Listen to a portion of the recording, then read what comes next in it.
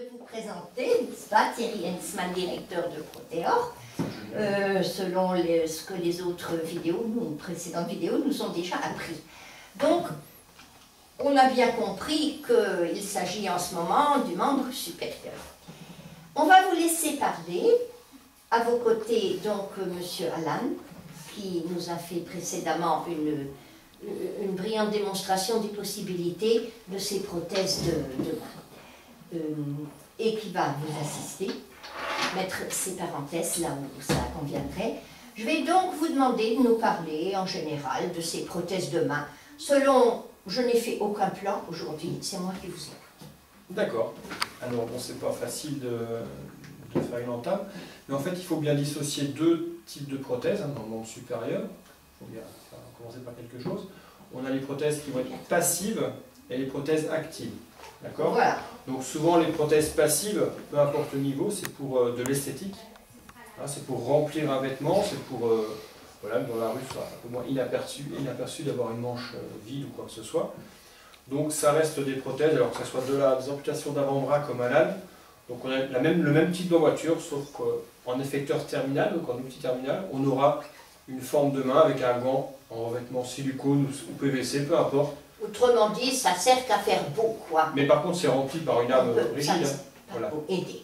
Ça, alors, il y a le côté côté esthétique et il y a aussi le côté pour rééquilibrer un petit peu le dos. Hein, imaginez quelqu'un qui est amputé au niveau du bras très haut, s'il perd 3-4 kilos de son bras, au niveau équilibre du dos, c'est pas... Tout à fait. Voilà, toute une vie fait qu'on a une scoliose. Voilà, exactement. Exactement. Donc ça a aussi ce rôle de rééquilibrer un petit peu le torse. Par le fait que c'est à peu près le même poids. Non, non, c'est quand même plus léger. C'est plus léger, oui. Bon, un bras, voilà. Celle-là, mais voilà. pas celle-là. Non, pas plus pas la léger prothèse. main. Voilà, non. Mais par contre, l'avant-bras prothétique en carbone est quand même plus léger. Ah non, non, je pense que c'est plus léger qu'un bras normal. Oui, bien sûr. Ou alors quand vous êtes amputé de bras, le coude, enfin, tout ce qui est les chairs, les muscles, les os, je pense, pèse quand même plus lourd. Maintenant, quand vous avez une prothèse, vous trouvez ça déjà lourd. Je pense qu'un bras... Je trouve que c'est lourd, ça. Oui, mais un vrai bras. Bon, après, un bras... vous pensez que c'est plus lourd? Oh, je vais dire des bêtises. Qu'est-ce que vous en pensez, monsieur Alan? Moi, je pense qu'au niveau des prothèses qui sont motorisées ou autres, le poids il ne doit pas y avoir de grosses différences avec le poids. Pas beaucoup varié. Pas énormément. Oui. On n'a pas l'impression, mais je pense qu'un bras, oui, c'est lourd. Ça a quand même un certain poids. Donc, oui, comme c'est attaché à nous, on a l'habitude. Voilà, oui. Enfin, soit ça rééquilibre un petit peu. Voilà, on ne va pas laisser exprès les prothèses. Les patients préfèrent que leur prothèse soit légère parce que pour eux, c'est un point mort.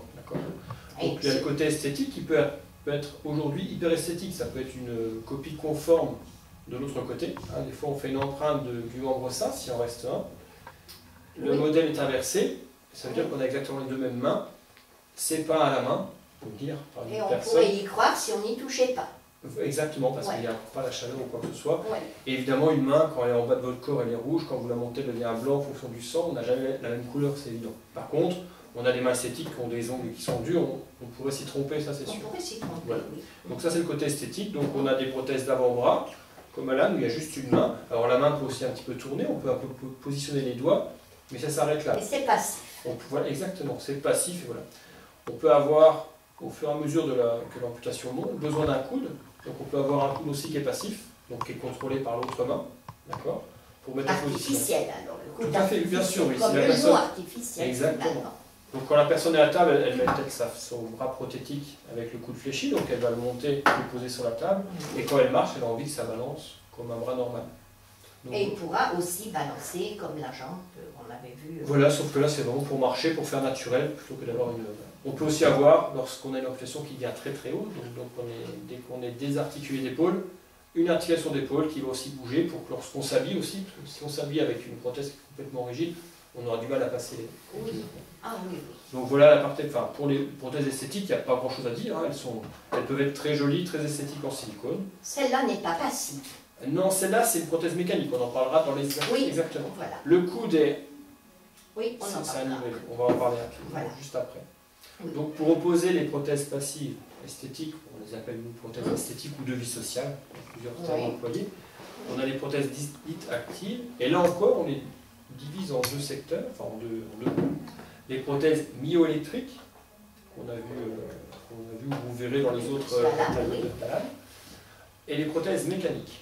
Oui, on a vu aussi avec Alan. Les deux ont des effecteurs terminaux intermédiaires, donc je parle du coude, qui sont actifs. Enfin, qui sont actifs, ça veut dire qu'ils vont être contrôlés par une unité extérieure, qu'elle soit on peut les faire bouger si on veut. Voilà, alors elles peuvent être, soit c'est électrique, soit c'est mécanique. Voilà. D'accord. Donc si on prend les prothèses myoélectriques, c'est clair que l'effecteur terminal va être contrôlé myoélectriquement. Qu'est-ce que vous appelez l'effecteur terminal? Alors l'effecteur terminal, c'est l'outil terminal. C'est ce qui se trouve en fait après le poignet. C'est aussi le poignet. On a l'effecteur intermédiaire, c'est le coude. L'effecteur terminal, c'est ce qu'on a après l'avant-bras. C'est-à-dire le poignet, c'est un de nos effecteurs terminaux. Et la main. Hein, le poignet, c'est un truc... Toutes les articulations des doigts. Alors ça pourrait en être. Aujourd'hui, on n'a encore pas de main qui bouge comme ça complètement. Mais c'est un doigt, c'est un effet. Enfin, on n'a pas de main qui bouge complètement. Enfin, les mains que vous avez vues, elles n'ont encore pas je vois pas l'intérêt pour l'instant, mais elles ne peuvent pas faire ce que je refais là. D'accord. Elles ont une ouverture, une fermeture. Oui. Elles auront aussi des programmes qui vont les faire s'ouvrir dans un certain sens, dans un certain... De plus en plus performants, mais perfectionnés. Tous nos gestes ne sont pas incapables de les rendre. Contrairement au membre inférieur, comment dire, le handicap n'est encore pas compensé à 100%, parce qu'on a tout ce qui est touché, on ne l'a pas. Le feedback, voilà, on n'a pas le toucher, on ne sait pas de combien on sert. Tout ça, c'est soit l'expérience du patient, à force il va savoir, même en fermant les yeux, de combien il écrase la balle, on parlait de balle tout à l'heure, parce que c'est un temps de contraction, et sinon c'est un retour visuel. C'est très important d'avoir cette sensation de toucher qu'on a pour l'instant. On peut toujours rêver, mais enfin... Il y a des choses qui se font avec mes bons... Toucher sous le pied, on n'a pas non plus, hein, monsieur? Non, mais c'est déjà un peu moins important que le territoire sensoriel. Oui, peut-être bien, je ne sais pas, je n'ai pas d'expérience. Ah si, parce que quand vous touchez, vous voulez voir si votre eau est chaude ou froide, vous mettez votre doigt, vous mettez pas votre pied. Si vous voulez voir s'il y a un bord... non mais voilà, après on a plus d'effets de sensations. On peut mettre le pied si on enlève la chose. Non mais c'est un exemple. Si vous voulez voir si quelque chose est lisse ou rugueux, le braille, il va être lu avec la pulpe des doigts, pour les aveugles. Parce qu'on a beaucoup de sensibilité. Je ne vais pas commencer à raconter ma vie, mais juste une toute petite parenthèse. À un moment donné, j'ai été opérée du pied, et quand je posais le pied par terre, eh bien, mes terminaisons nerveuses ayant été abîmées, je n'avais plus vraiment la sensation. Je vous assure que ça a été très perturbant. Ah, c'est sûrement perturbant, mais c'est plus facile à récupérer. Très perturbant, cette perte de sensibilité, même en dessous du pied. Je vous écoute pour la suite, je vais fermer la parenthèse. C'est tout, voilà, donc on était sur les myoélectriques. Teddy, surveillez votre zoom, hein. Sur les myoélectriques. Ne vous endormez pas, Teddy. Donc on était sur les effecteurs terminaux, donc c'est tout ce qui est main. On a vu tout à l'heure le Greifer, le pince, donc qui est de l'allemand, qui veut dire pince. C'est pince en allemand, c'est tout, c'est le fabricant qui a décidé d'appeler ça Greifer.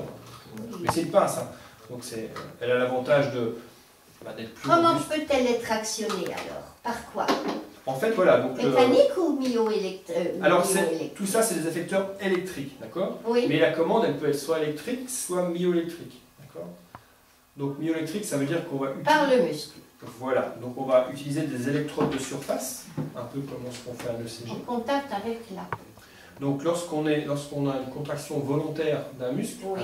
en l'occurrence, on parle de groupe musculaire ici, oui. Parce qu'on n'a encore pas la technicité de poser une électrode par muscle, c'est pas évident. Donc on utilise des groupes musculaires. Ce n'est pas quand même, excusez-moi, mais ce n'est pas rentré sous la peau quand même. Pas celle-ci, non, pas celle, non. C'est posé en contact, justement. Exactement, mais bon, il y a plein de choses qui se font en ce moment, notamment de mettre des électrodes sur la peau. Voilà, pour retrouver un peu, on voyait tout à l'heure, Alan il disait qu'il ressentait tous ses doigts, c'est pas le cas de tout le monde.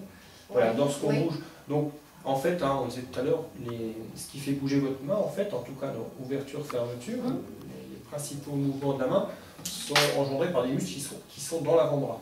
Bon, mis à part quelques mouvements comme ça d'écarter les doigts, mais la force, tout ce qui est en force, quand vous serrez, c'est votre bras qui va bouger. D'accord? Il y a des tendons qui sont reliés à des muscles. Voilà. Donc dès qu'on a une contraction volontaire, quand on veut ouvrir la main ou étendre le poignet, on va dire que c'est nos muscles extenseurs. C'est un ensemble de muscles. D'accord? Lorsqu'on va fléchir les doigts ou le poignet, ça va être les fléchisseurs, un groupe fléchisseur, qui est donc, c'est des muscles opposés et antagonistes. Ça, c'est important. Ça veut dire que lorsque... Au contraire du mouvement. Mais surtout lorsqu'il y en a un qui est en action, l'autre doit être au repos.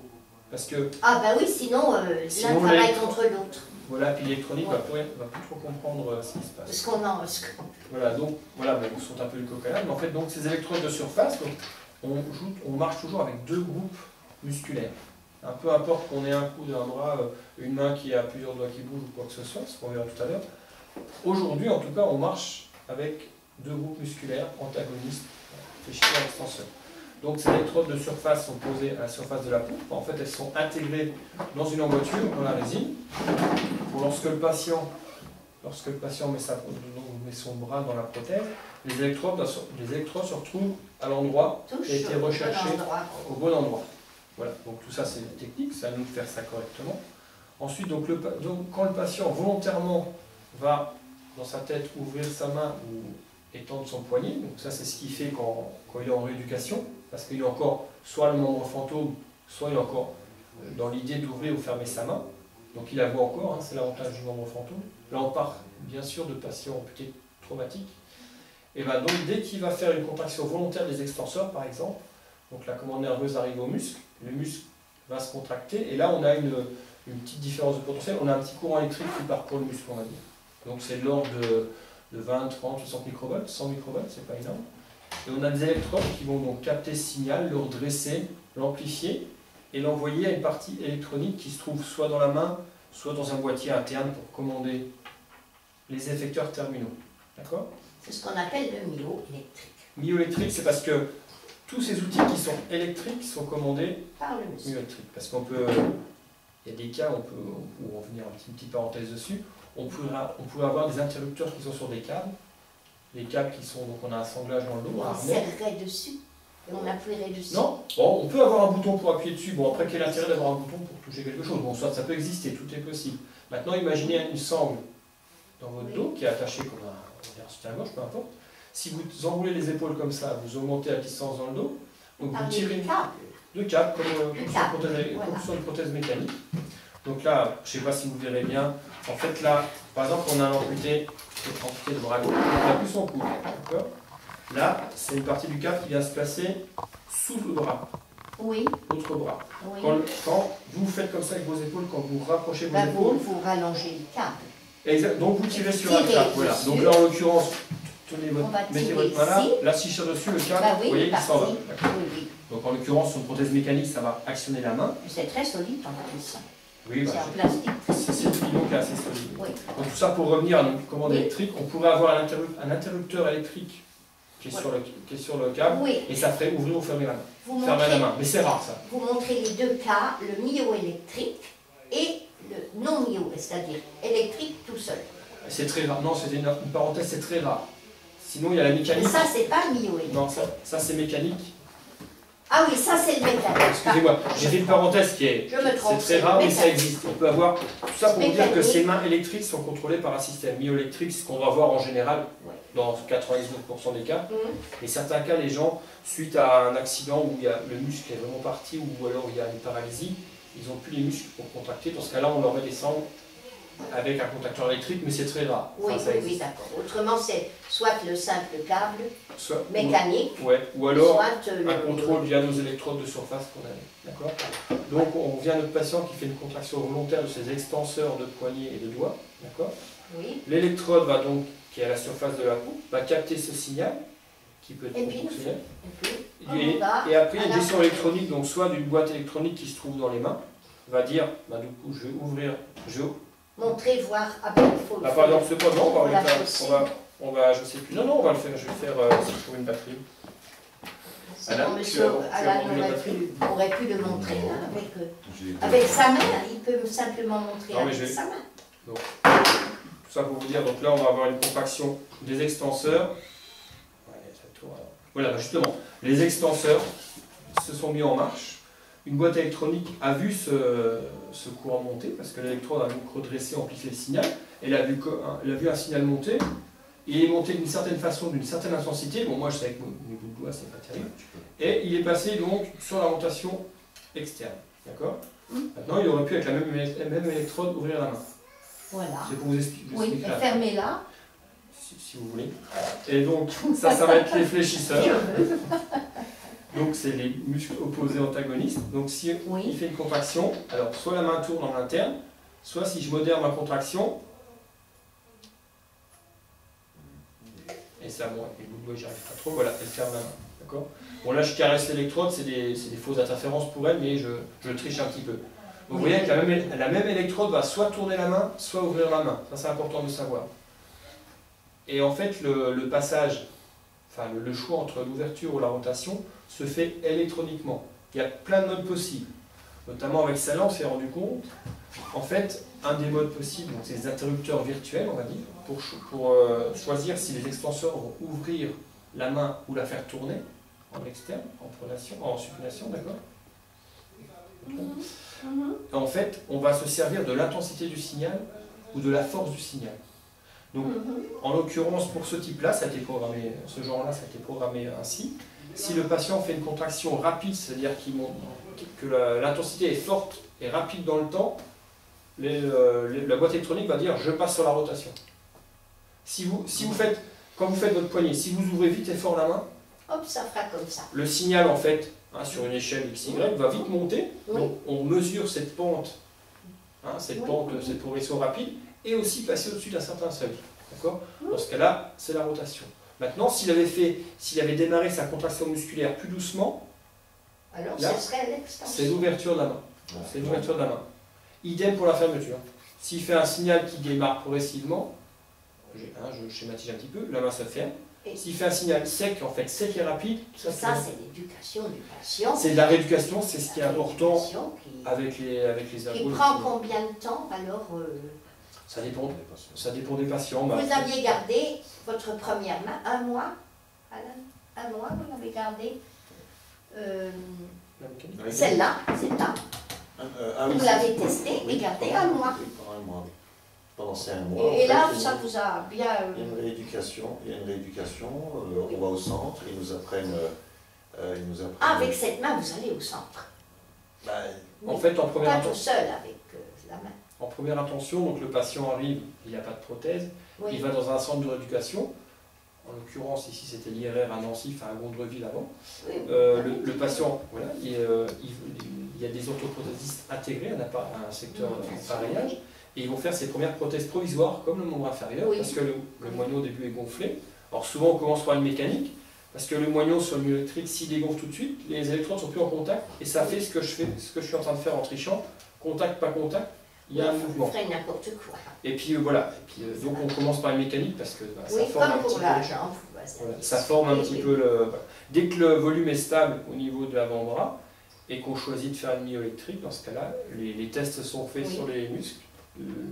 Voilà. Ce qu'on n'a pas dit, en attendant, pendant qu'il se sert de la mécanique, ce qui est assez simple, il fera de la rééducation sur ses points moteurs pour apprendre à dissocier les signaux et à les faire de différentes amplitudes constantes. Voilà. Sans prothèse voilà. sur lui. Il y a des petits appareils, en fait, c'est comme un... Qui testent. Voilà, qui testent des électrodes comme ça en l'air. On les met dessus et sur des logiciels, il y a plusieurs logiciels. Et vous apprenez à lire le logiciel ou c'est un médecin qui est à côté de vous? Non, ça c'est pas moi qui le... Un rééducateur? Voilà, c'est ça. Un rééducateur qui vous dit essayez de faire ci, de faire ça. Après, les logiciels sont de plus en plus simples. On a même des mains virtuelles, on voit la main. Il voit la main s'ouvrir, c'est un petit film. Il voit, oui. Moi, quand je l'avais fait, il y avait en fait une bande, et puis l'orthoprothésiste, il me disait de contracter le muscle, donc j'avais le graphisme qui montait, et il me disait de rester dans une bande le plus longtemps possible. Donc le but c'était de tenir un mouvement. Stabiliser. Après il y avait des lignes, il me disait d'essayer de dépasser la ligne, ou bien de ne pas la dépasser.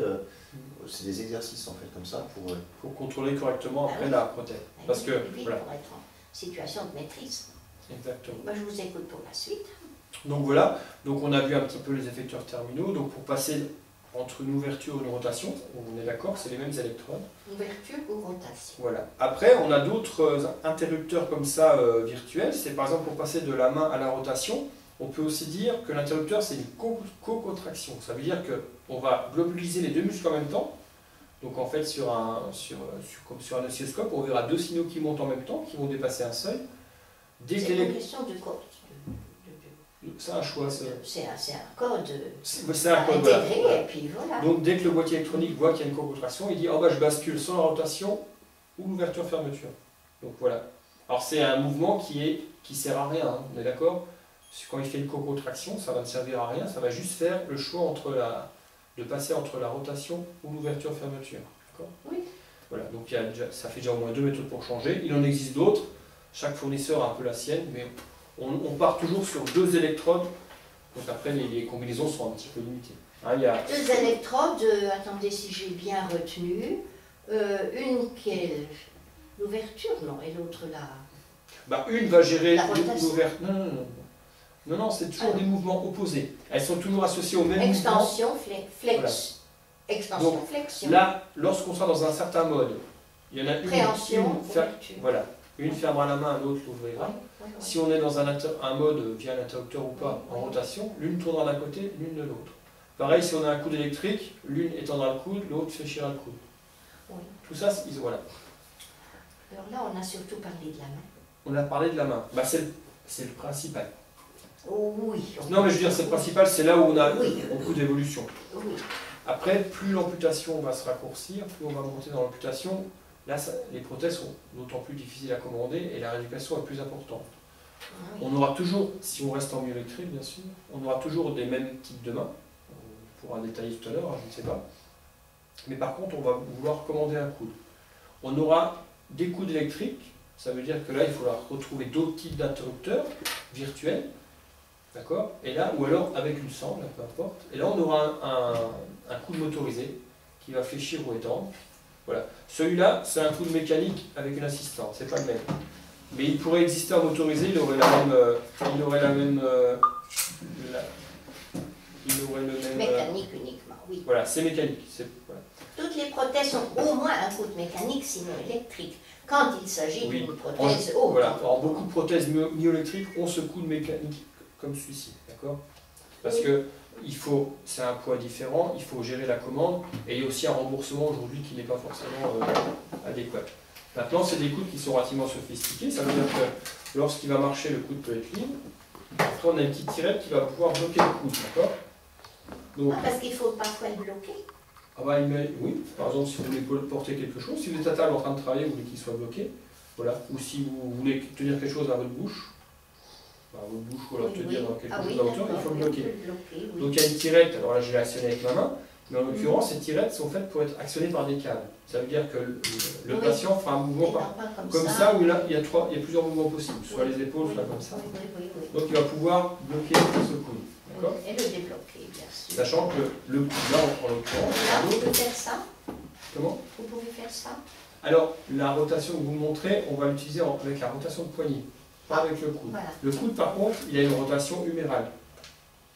Qui est en passif, d'accord? En passif. Ça veut dire que vous le positionnez comme vous voulez. On ne peut pas le commander. On peut non, le positionner. c'est l'autre main. Alors, soit vous poussez vous-même contre un mur, quoi que ce soit. Oui. Mais la rotation du poignet sera faite par les effecteurs terminaux. Oui, ça j'avais vu que cette rotation du poignet n'était pas commandée comme pour le corps humain par le radius. En fait, voilà, c'est un ensemble entre le coude et le poignet qu'il y a chez la personne. Et à condition d'avoir encore un oignon ici, quand même. Pour le coude, pour bien, ce bras-là. Là, le patient a un bras qui est coupé à mi-hauteur à peu près. Donc c'est pour ça qu'on a une petite emboîture. Après, plus le moignon, enfin le membre, l'amputation va être haute, et là l'emboîture va être plus grande. Plus ça va compliquer le problème. C'est compliqué. Après, on a déjà, vous voyez, par rapport à un avant-bras, un bras, il faut un sanglage pour maintenir l'emboîture haute. Donc c'est le sanglage élastique qui est serré, donc l'emboîture ne tombe pas toute seule. Un avant-bras, on a souvent un accrochage mécanique. Donc on vient s'accrocher derrière le coude. C'est un peu différent. Là, on a une suspension, alors ça c'est technique, au-dessus de l'épaule. Pour valider cet accrochage, il faut quand même qu'un sanglage. Oui, j'ai bien compris, voilà, sinon ça voilà. Donc c'est vrai que c'est pour dire ces amputations qui sont un petit peu. Et à ce moment-là, est-ce qu'on peut néanmoins concevoir une main myoélectrique les électrodes seraient positionnées où? Alors les électrodes, il faut toujours qu'on ait des muscles antagonistes de groupes musculaires. Lorsqu'on a encore un bras, on a le biceps et le triceps. Donc c'était avant, ce mouvement faisait en fait la flexion du coude pour le biceps, l'extension c'était le triceps. Dans ce cas-là, voilà, alors pour que ça paraisse un peu plus logique, sur le biceps, on va mettre toutes les fonctions de fermeture ou de rotation interne, d'accord? Ou alors de flexion du coude. Et le triceps, les mouvements opposés, ouverture de la main, rotation externe, Et à ce moment-là, l'éducation, la rééducation est-elle plus longue? Probablement oui, non? Elle est surtout plus longue. Elle est plus longue pour réapprendre, parce que la rééducation, elle va servir à commander sa prothèse, ça c'est une première chose, c'est pas les moindres, mais il faut aussi apprendre au patient tous les gestes qu'il peut refaire avec sa prothèse. Il va être très limité par rapport à mon bassin, c'est sûr, mais il faut lui apprendre à s'en servir, sinon elle va rester dans le placard, c'est plus embêtant qu'autre chose.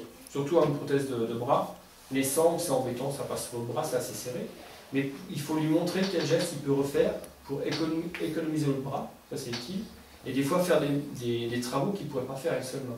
Alors on a des patients qui ont mis leur lambris, qui sont amputés, qui étaient en prothèse mécanique, ou alors coude mécanique avec une main myoélectrique, d'accord, avec des électrodes sur le biceps et le triceps, qui ont arrivé à mettre du lambris parce qu'ils tenaient le clou avec leur prothèse, alors c'était un petit peu compliqué, et ils tapaient avec l'autre main. Ce qu'on ne pourrait pas faire avec une seule main, ou alors il faut un aimant, enfin, mettre des clous par c'est difficile. Oui, c'est extrêmement frustrant pour quelqu'un qui voilà. peut utiliser plus qu'un seul bras. Voilà. C'est extrêmement frustrant. Alors, on a des gens comme Alan qui ont fait leur éducation presque tout seuls, qui se sont efforcés à faire ça chez eux. Maintenant, oui. Une amputation de bras, c'est un peu plus difficile.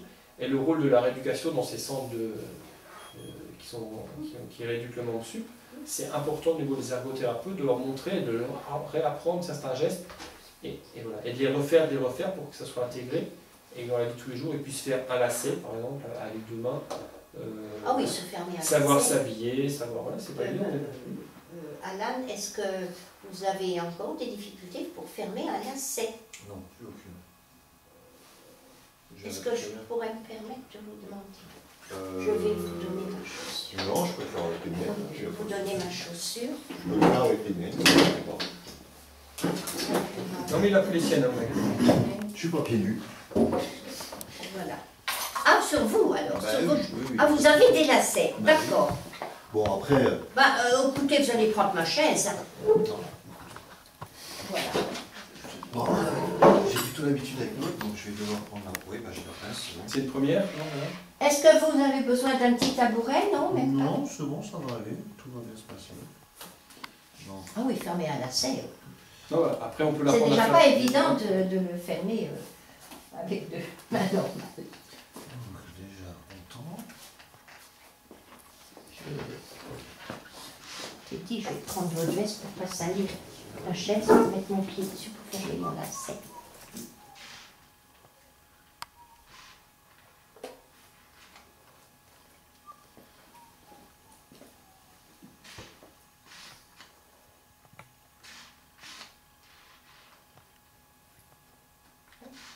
Chapeau, hein? Chapeau, ça c'est un mouvement. Et un double nœud sans problème. Parce que parfois mes nœuds ils s'ouvrent quand je le fais comme ça. Ah oui, bah ça sans problème. Ça je l'ai appris à la gamine en plus de ça, parce que comme on fait des randos. Avec la gamine. Voilà, tout ça. Eh bien. C'est la première chose sur laquelle je me suis entraîné aussi.